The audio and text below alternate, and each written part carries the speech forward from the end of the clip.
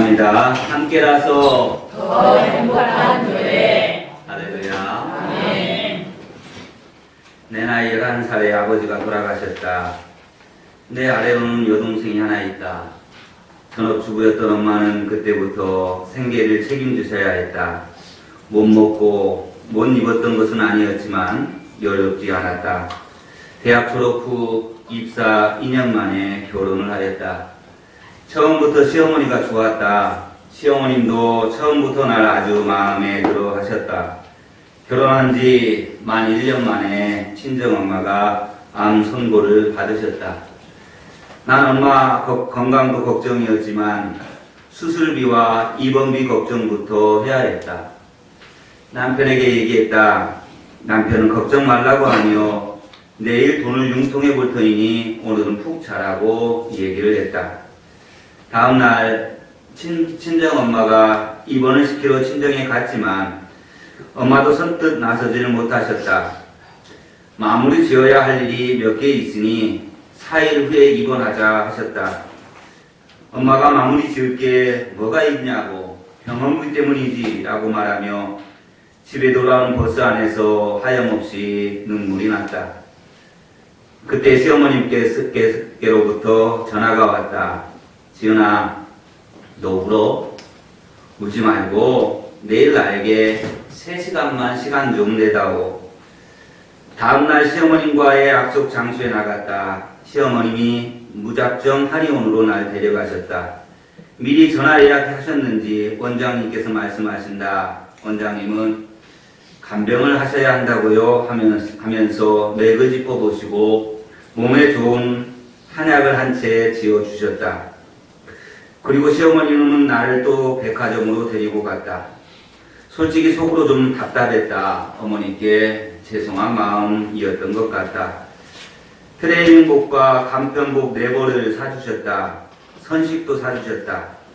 함께 집으로 왔다. 어머니께서 그제서야 말씀하기 시작했다. 환자보다 간병하는 사람이 더 힘들어. 병원에만 있다고 아무렇게나 먹지 말고 아무렇게나 입고 다니지 말고 하시더니 나에게 봉투를 내미셨다. 엄마, 병원비에 보태 써라. 네가 시집 온 지 얼마나 됐다고 돈이 얼마나 있겠느냐. 그리고 이건 죽을 때까지 너랑 나랑 비밀로 하자. 네 남편이 병원비 구해오면 그것도 보태서 쓰거라. 내 아들이지만 남자들 본래 유치하고 애 같은 구석이 있어서 부부싸움 할 때 꼭 친정으로 돈 들어가는 거 한 번씩은 꺼내 속 뒤집어 놓는단다. 그러니까 우리 둘만 알자. 마다했지만 끝끝내 내 손에 꼭 쥐어주셨다. 나도 모르게 무릎을 꿇고 시어머님께 기대어 엉엉 울었다. 그 봉투 안에는 2천만 원이 들어있었다. 친정엄마는 그 도움으로 수술을 하시고 치료를 받으셨지만 이듬해 봄 엄마는 돌아가셨다. 병원에서 오늘이 고비라고 하였다.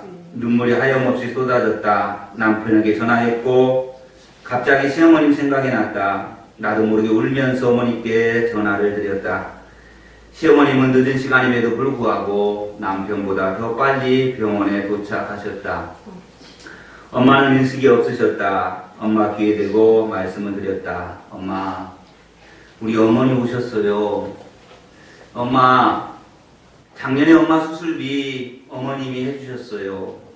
엄마 얼굴 하루라도 더 볼 수 있으라고. 엄마는 미동도 없으셨다. 당연한 결과였다. 시어머님께서 지갑에서 주섬주섬 뭘 꺼내서 엄마 손에 쥐어주셨다. 우리의 결혼 사진이었다. 사부인 저예요. 지은이 걱정 말고 사돈 처녀 정은이도 걱정 말아요. 지은이는 이미 제 딸이고요. 사돈 처녀도 내가 혼수 잘해서 시집 보내줄게요. 걱정 마시고 편히 가세요. 그때 거짓말처럼 친정엄마가 의식 없는 채로 눈물을 흘리셨다. 엄마는 듣고 계신 거였다. 가족들이 다 왔고 엄마는 2시간을 넘기지 못한 채 그대로 눈을 감으셨다. 마늘 자신 눈물만 흘리고 있는 날 붙잡고 시어머니께서 함께 물어주셨다. 시어머님은 들어가시라고 해도 3일 내내 빈소를 함께 지켜주셨다. 우린 친척도 없다. 사는 게 벅찼기에 엄마도 따로 연락 주고받는 친구도 없었다. 하지만 엄마의 빈소는 시어머님 덕분에 3일 내내 시끄러웠다. 빈소가 썰렁하면 가시는 길이 외로워. 친정엄마가 돌아가시고 시어머니는 내 동생까지 잘 챙겨주셨다. 가족끼리 외식을 하거나 여행을 갈 땐 꼭 내 동생을 함께 챙겨주셨다. 내 동생이 결혼을 한다고 했다. 동생과 시어머님은 고맙게도 정말 나 이상으로 사이좋게 잘 지내주었다. 시어머님이 또다시 나에게 봉투를 내미신다. 어머님, 남편이랑 따로 정원이 결혼자금 마련해놨어요. 마음만 감사히 받을게요. 도망치듯 돈을 받지 않고 나왔다. 버스 정류장에 다다랐을 때에 문자 한 통이 왔다. 내 통장으로 3천만 원이 입금되었다. 그 길로 다시 시어머니께 달려갔다. 어머니께 너무 죄송해서 울면서 짜증을 부렸다. 안 받겠다는데 왜 돈을 보내셨어요? 시어머니께서 함께 우시면서 말씀하신다. 지은아, 너 기억 안 나? 친정엄마 돌아가실 때 내가 약속 드렸잖아. 혼수해서 시집 잘 보내주겠다고. 나 이거 안 하면 나중에 네 엄마를 무슨 낯으로 뵙겠어. 시어머님은 친정엄마에게 혼자 하신 약속을 끝까지 지켜주셨다. 난 그날도 또 엉엉 울었다. 시어머님께서 말씀하신다. 순둥이 착해 빠져가지고 어디에 쓸고. 제일 불쌍한 사람이 도움을 주지도 받을 줄도 모르는 사람이야. 그리고 힘들면 힘들다고 얘기하고 울고 싶을 땐 목 놓아 울어버려. 제부될 사람이 우리 시어머님께 따로 인사를 드리고 싶다 해서 자리를 마련했다. 시부모님, 우리 부부, 동생네. 그때 시아버님께서 말씀하셨다. 초면에 이런 얘기 괜찮을지 모르겠지만 사돈처녀 혼주 자리에 우리가 앉았으면 좋겠는데. 사실 혼주 자리에는 우리 부부가 앉으려고 했었다. 다시 아버님의 말씀이 이어진다. 다 알고 결혼하는 것이지만 그쪽도 모든 사람들에게 신부 측 친정 부모님이 안 계시다고 말씀은 다 안 드렸을 텐데 다른 사람들 보는 눈도 있고 하니 우리가 그 자리에 앉는 게 어떻겠는가. 우리는 거기까지 생각을 못했던 부분이었다. 내 동생 내 부부는 너무도 감사하다며 흔쾌히 받아들였다. 그리고 내 동생은 우리 시아버지 손을 잡고 신부 입장을 하였다. 내 동생 부부는 우리 부부 이상으로 우리 시댁에 잘해주었다. 오늘 우리 시부모님이 돌아가신 지 1주년이다. 가족들과 동생네 부부와 함께 산소에 다녀왔다.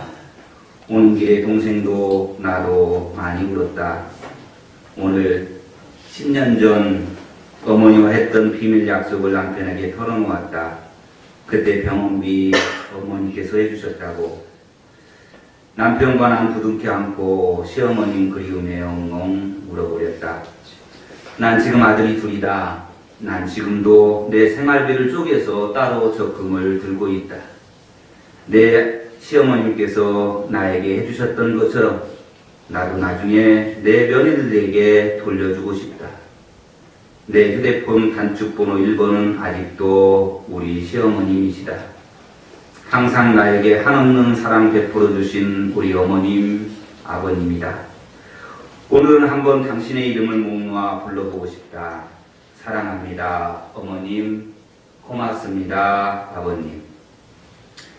5월 가정의 달이 지나가기 전에 꼭 한번 들려주고 싶었던 이야기입니다. 이 이야기를 보면서 참 멋지게 인생을 살다 가셨구나 라고 하는 생각이 절로 납니다. 우리 신앙인들이 가야 할 모습이라고 감히 말하고 싶습니다. 여러분, 우리 이런 멋진 모습으로 살다가 하나님 품으로 가십시다. 우리 자녀들에게 부모된 우리는 어떤 모습으로 기억이 될까요? 우리의 이웃들과 우리의 가족들 그리고 우리의 친족들에게 우리 부부는 어떤 모습으로 비춰지고 있을까요? 부부는 마지막 순간까지 함께 있어야 하는 존재이고 함께 있고 싶은 존재이어야만 합니다. 아이들은 키워놓으면 다 부모 곁을 떠나갑니다. 아이들이 성장하면 부모 곁을 떠나가는 것이 맞습니다. 자녀가 성장하면 부모를 떠나는 것이 성경적이고 지극히 정상적입니다. 그러나 한 몸을 이룬 부부는 인생을 마감하는 순간까지 함께 있어야 할 존재입니다. 아프리카 속담에 혼자 가면 빨리 가고 함께 가면 멀리 간다라는 말이 있습니다. 혼자서 가면 자신이 가고 싶은 속도에 맞춰 가기 때문에 빨리 갈 수 있습니다. 그러나 같이 가면 서로 보폭을 맞춰야 하기 때문에 때로는 서로의 불편한 점도 있고 신경 써야 하는 부분들도 참 많습니다. 그러나 함께 가면 오래 그리고 멀리 갈 수 있습니다. 어쩌면 하나님께서 아담 혼자 사는 것을 좋지 않게 여기시고 그에게 하와를 짝지어 주신 이유도 거기에 있다고 생각합니다. 하나님께서 맡겨주신 사명의 길을 감에 있어 함께 힘을 모아 오랫동안 그 일을 감당하도록 하시기 위해서 말입니다. 오늘 본문에 나오는 브리스가와 아굴라 부부는 참으로 멋진 신앙, 멋진 인생을 산 사람들입니다. 아굴라가 남편이고 브리스가가 부인입니다. 부인인 브리스가가 원래 이름은 브리스길라입니다. 바울은 오늘 본문에서 브리스길라의 애칭인 브리스가라고 부르고 있습니다. 우리는 성경에 나타난 이 아굴라와 브리스길라의 모습을 통해서 몇 가지 면에서 참 모범적인 부부였음을 찾아볼 수가 있습니다. 아굴라와 브리스길라 부부가 사도 바울과 만나게 된 것은 사도 바울이 제2차 세계 선교 여행 중에 있을 때였습니다. 그들은 로마에 살고 있었습니다. 주 49년 로마 황제 글라디오가 유대인들을 로마에서 추방할 때 로마를 떠나서 고린도에 가서 머물고 있었습니다. 제2차 선교 여행 중에 고린도에 방문한 사도 바울은 오랫동안 고린도에 머물면서 이 아굴라와 브리스길라 부부가 운영하고 있는 천막 공장에 취업을 합니다. 그리고 그곳에서 생활비를 벌어가면서 복음을 전했습니다. 그렇게 해서 사도 바울을 만난 이들 부부는 이후에 사도 바울의 선교 여행에 동행하다가 에베소에 머물러 살았습니다. 그러다가 사도 바울이 로마서를 쓸 당시에는 다시 로마로 돌아가서 로마에 머물며 로마 교회의 중심적인 역할을 하고 있었습니다. 이들 부부가 모범적인 신앙생활을 한 사람들이라는 것을 보여주는 몇 가지 특징이 있습니다. 그 첫 번째는 성경에서 이들을 소개할 때엔 언제나 부부의 이름이 함께 나온다라는 겁니다. 성경에 이들 부부의 이름이 언급된 것은 모두 6번입니다. 사도행전 18장 2절과 18장 18절, 18장 26절에 로마서 16장 3절에 고린도전서 16장 19절에 마지막으로 디모데후서 4장 19절에 이렇게 6번 그들의 이름이 등장을 합니다. 이들 6번 모두 부부의 이름이 같이 나옵니다. 남편의 이름만 나오고 부인의 이름이 없다든지 부인의 이름은 있는데 남편의 이름이 없다든지 하는 경우는 단 한 번도 없습니다. 당시 사회는 남성 중심의 사회였습니다. 우리가 잘 아는 것처럼 예수님 시대에는 사람의 숫자를 헤아릴 때 여자나 아이들은 숫자에 포함되지도 않았습니다. 그만큼 여성이 사회로부터 소외당하던 시대였습니다.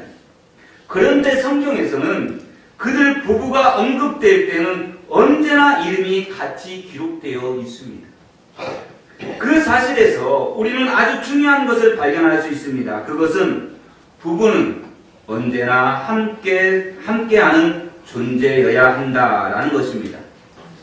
한번 따라서 합시다. 부부는 언제나 함께하는 존재이다. 함께하는 존재이다. 여러분 그렇습니다. 부부는 같이 살아야 합니다. 같이 살면서 서로를 돕는 것이 부부입니다. 하나님께서 아담과 하와를 짝지어 주실 때 그 목적이 서로 돕는 배필이 되도록 하기 위해서입니다. 서로의 부족한 부분을 돕기 위해서는 같이 있어야 합니다. 그래야 내가 내 아내, 내 남편을 위해서 무엇을 어떻게 도와야 하는지를 알 수가 있고 그의 필요를 채워줄 수가 있습니다. 오늘날의 사회적 현상을 보면서 개인적으로 참 안타까운 거 하나가 있는데 그것은 이유야 어떻든 간에 부부가 서로 떨어져 살아가고 있다는 것입니다. 한때는 자식들 유학 보낸다고 부부가 떨어져 살던 것이 유행했던 적도 있습니다. 남편은 한국에 남아서 돈을 벌고 아내는 아이를 데리고 미국에 건너가서 아이들 곁에 있는다는 이유로 떨어져 삶을 살았습니다. 요즘은 그런 일이 그렇게 많지는 않습니다만 그것은 아마도 학습 효과 때문인지도 모릅니다. 아이들을 잘 되게 하겠다고 부부가 떨어져서 살다 보니까 부부의 정도 점점 식어가고 자식들은 아버지를 마치 자신의 뒷바라지를 위해서 돈이나 벌어다주는 존재처럼 여겨졌습니다. 그래서 아이들이 미국에서 공부하여서 성공하고 나면 그 다음에는 아버지의 역할이나 존재의 의미가 사라지고 맙니다. 자식들과 아버지 사이에 부모 자식이라고 하는 가족의 관계가 무음해져 버렸다는 겁니다. 다 커서 아버지를 만나러 와도 서로 멀뚱멀뚱합니다. 그러다 보니 아버지들이 내가 이러려고 뼈 빠지게 고생을 했는가 회의감이 듭니다. 부부 사이에도 너무 오랫동안 떨어져 살다 보니까 오랜만에 만나면 낯선 남자, 낯선 여자를 만나는 것처럼 서로 서먹서먹합니다. 편안하고 마음 푸근한 가족의 모습이 사라져 버렸습니다. 행복해야 할 가정에서 행복의 모습이 사라져 버린 것입니다. 요즘엔 또 그런 말도 있다고 하더라고요. 주말 부부로 살려면 3대가 덕을 쌓아야 한다 라는 말이 있다고 하는데 저는 그런 주말 부부를 한 번도 살아본 적이 없어서 잘 모르겠습니다만은 주말 부부로 사는 것이 얼마나 좋으면 그런 말이 나왔을까 하는 생각에 씁쓸해집니다. 그러나 이는 결코 성경적이지 않습니다. 주말 부부로 살면 좀 편할 수 있을지는 모릅니다. 그러나 여러분, 성경은 부부가 서로 돕는 존재여야 한다고 가르칩니다. 서로의 부족함을 채워줘야 할 관계이기 때문입니다. 서로의 약점을 알고 그것을 이해하고 그것을 서로 메꿔줘야 합니다. 그런데 주말 부부가 되어서 금요일이나 토요일에만 만나 하루나 이틀 정도 같이 지내다가 다시 남남처럼 살면 어찌 서로 도울 수 있겠습니까? 아마도 서로 약점이나 부족한 모습을 보지 않고 대충 넘어갈 수 있어서 편할지는 모르겠습니다만은 그것은 결코 성경적이지 않습니다. 사랑하는 여러분, 부부는 같이 살아야 부부입니다. 부대끼며 같이 살아야 합니다. 조금은 불편하더라도 같이 살면서 서로를 도와주어야 합니다. 서로 온전한 인격을 갖춘 사람이 되어지도록 서로 온전한 신앙인으로 성장하도록 도와주어야 합니다. 그것이 하나님께서 우리를 부부로 만나게 하신 이유입니다. 오늘 본문에 나오는 아굴라와 브리스길라 부부가 참으로 멋진 부부라는 또 하나의 이유는 그들의 이름이 언급되는 순서에서 찾아볼 수 있습니다. 이들 부부의 이름이 언급된 성경 6곳 가운데 남편인 아굴라의 이름이 먼저 언급된 곳은 2곳이고 아내인 브리스길라의 이름이 먼저 언급된 곳이 4번입니다. 성경에서 사람의 이름을 나열할 때 그 순서는 아주 중요합니다. 중요한 의미가 있기 때문에 그 이름을 앞세우는 겁니다.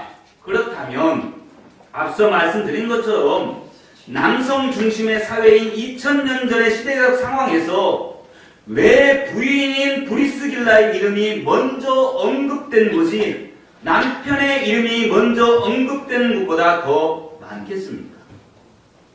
그 이유는 분명합니다. 그것은 초대교회에서 남편인 아굴라보다 부인인 브리스길라가 더 중요한 역할을 하고 있었기 때문입니다. 오늘 본문에서도 부인인 브리스길라가 이름이 먼저 언급이 됩니다. 그것은 당시 로마 교회에서 부인 브리스길라가 교회 사역에서 훨씬 더 중요한 역할을 하고 있었기 때문에 틀림이 없습니다. 성경학자들은 남편보다 부인인 브리스길라의 사역에 브리스길라의 이름이 더 등장한 이유에 대해서 이렇게 설명합니다. 이 브리스길라가 로마의 귀족이었을 것이다 라고 주장을 합니다. 반면에 남편인 아굴라는 그의 고향이 본도입니다. 본도 출신의 유대인입니다. 그러니까 본도 출신의 유대인이 지금 로마에 살고 있는 이유는 다른 이유가 없습니다. 아굴라는 귀족인 브리스길라 집에서 노예로 생활하고 있었다는 겁니다. 그런데 노예로 생활하고 있었던 아굴라를 이 브리스길라가 집에서 잘 관찰해 보니까 아굴라가 노예이지만 너무 성실한 겁니다. 그래서 이 브리스길라가 그를 남편으로 맞았을 것이라고 여겨지는 겁니다. 이렇게 추론이 된다면, 이렇게 추론하는 것이 맞다면 아굴라보다도 브리스길라가 훨씬 더 사회적인 신분에서도 높았을 뿐만 아니라 많이 배웠기 때문에 남편을 얼마든지 리드할 수 있었을 것입니다. 그런데 중요한 것은요, 우리가 추론한 것처럼 이 아내인 브리스길라가 사회적으로 귀족 출신이고 많이 배웠다 하더라도, 그리고 교회에서도 더 적극적으로 중요한 역할을 한 사람이라 하더라도 결코 남편을 무시하거나 업신여기지 않았다라는 것입니다.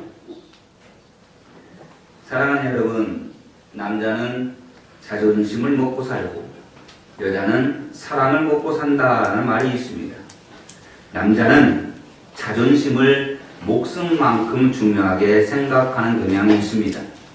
그래서 아내와 자녀들과 가족 앞에서는 어떤 일이 있어도 주눅들지 않으려는 모습을 보여주려고 애를 씁니다. 남편이 집에서 막 화를 내고 짜증을 내는 것은 내 자존심을 건드리지 말라라는 겁니다. 가족만큼에게만은 자존심 상한 일을 겪고 싶지 않은 표현입니다. 고대의 남자들이 전쟁에서 승리해야 하는 이유는 자존심 때문이었습니다. 현대 사업에 성공하고 더 높은 직급에 올라가야 하는 이유도 이 자존심 때문입니다.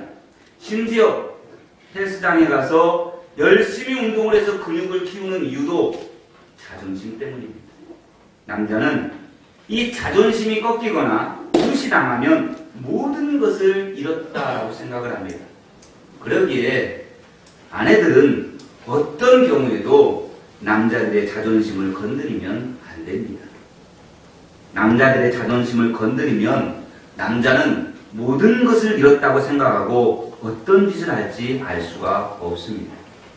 사랑하는 아내 여러분, 우리 남편이 아무리 신앙이 약한 것처럼 보일지라도 결코 자존심을 상하게 하면 안 됩니다. 하나님께서 나에게 먼저 신앙을 주신 것은 신앙심이 부족한 남편을 잘 도와서 남편을 좋은 신앙의 사람으로 만들라는 사명입니다. 아멘. 신앙적인 면에서만 그런 것이 아닙니다. 돈을 좀 적게 벌어와도 남들처럼 번듯한 직장을 가지지 못했어도 또 누군가와 비교해서 좀 부족한 것이 많아도 결코 남편은 업신여길 대상이 아닙니다. 그런 부족한 것을 내가 도와서 채워주어야 하고 그를 세워주어야 합니다. 부족한 남편이지만 그 남편을 자꾸만 앞장 세워야 하는 줄로 믿습니다. 이것이 돕는 백비로서 아내가 해야 할 일입니다. 이 말씀을 들으시면서도 아내들이 아내를 안 하십니다. 무슨 의미인지를 제가 압니다. 어쩜 목사님은 아들이라고 저런 말씀을 하는지 몰라. 뭐 이쁜 구석이 있어야 이뻐주고 이뻐해주고 잘해주지요. 목사님은 내 속도 모르면서 저런 말씀하시네. 또 어떤 분들은 그럴 거지요. 남편들은 아마 그럴 겁니다. 이놈의 옆에 있네. 잘 듣고 있지? 내 속 다 시원하구만. 여러분, 그러나 이렇게 생각을 하고 살아가면 결코 우리는 돕는 백빈이 될 수가 없습니다. 늑대는 평생 한 마리의 암컷만을 사랑하고 죽는다고 합니다. 암컷이 먼저 죽으면 높은 곳에 올라가 수컷은 슬프게 호곡하는데 그 소리가 처연하게 들려오지요. 수컷은 암컷이 먼저 죽으면 어린 새끼를 혼자 돌봅니다. 그러다가 새끼가 다 성장을 하면 암컷이 죽은 장소에 가서 자신도 그곳에서 굶어 죽는다고 합니다. 그러니 얼마나 대단한 부부의 힘입니까? 부엉이도 한 번 부부가 되면 평신라가 남편을 세워주었다라고 하는 의미입니다. 말씀드린 것처럼 처음 시작이나 지금까지 교회에서 보여지는 모습은 남편인 아굴라보다도 아내인 브리실라가 더 적극적이고 더 중심적인 사역자 있으면 틀림이 없습니다. 그렇다고 남편인 아굴라가 아내가 열심히 하니까 나는 가만히 있어도 돼 이렇게 생각하지 않았습니다. 그 역시 최선을 다해서 하나님의 사역을 위해서 수고했습니다. 그래서 부부가 모두 다 사도 바울의 좋은 동역자들이었습니다. 그들은 사도 바울을 위해서라면 목까지 내어놓을 사람들이었습니다. 사도 바울을 개인 위해서가 아니라 3절에서 그리스도 예수 안에서 나의 동역자들이라고 표현한 것처럼 주님의 사역을 감당하고 있는 사도 바울을 돕기 위해서 자신의 생명까지도 기꺼이 내어놓을 사람들이라는 겁니다. 아니, 성경에 기록하고 있지는 않지만 아마도 사도 바울을 대신해서 이 부부가 목을 내놓았습니다. 로마에서 이 부부가 사도 바울을 살리기 위해서 자신들이 대신 죽었다라는 겁니다.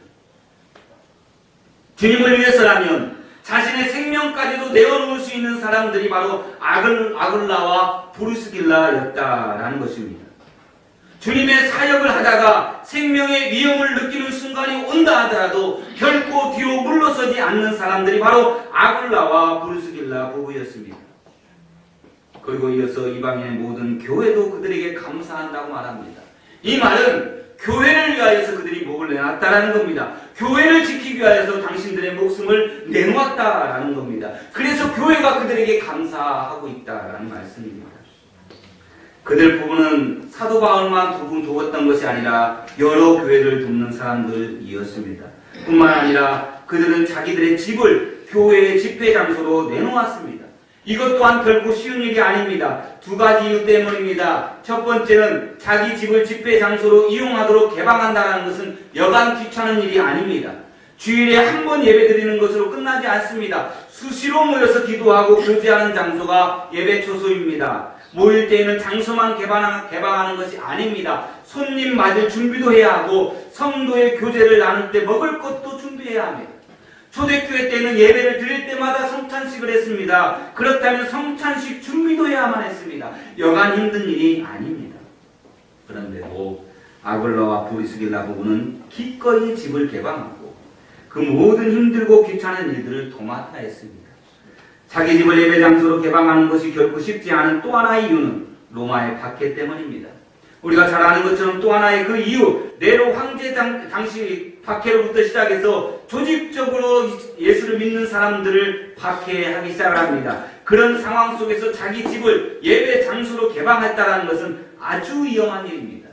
로마의 감시가 늘 존재했고 언제 끌려가서 순교를 당할지 모르는 상황이기 때문입니다. 그런 상황 속에서도 아글라와 브리스길라 부부는 기꺼이 자기 집을 예배 장소로 개방했습니다.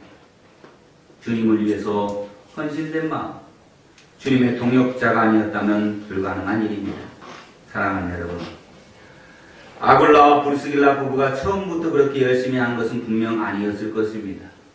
처음부터 바울의 좋은 동역자인 것도 아니었을 것입니다. 더구나 부부가 모두 좋은 동역자라고 칭찬받을 정도로 훌륭한 신앙인이었던 것도 아니었습니다. 그런데 부부가 함께 믿음의 삶을 살면서 서로 격려하고 서로 부족한 부분들을 도와주면서 함께 동역자로 세워져 갔던 것입니다. 하나님께서는 부부를 같이 살게 하셨습니다. 부부로 만나 한 가족을 이루게 하셨고 교회 공동체에서 한 가족으로 만나게 하셨습니다. 하나님께서 우리에게 그런 복을 주신 이유는 서로를 좋은 동역자로 세워가도록 하기 위함입니다. 내 욕심을 내려놓고 내 아내, 내 남편을 좋은 하나님의 동역자로 세워나가는 멋진 그리스도인들이 되십시다. 아멘. 그것이 우리 부부에게 거는 하나님의 기대일 것입니다. 우리 말씀을 기억하면서 함께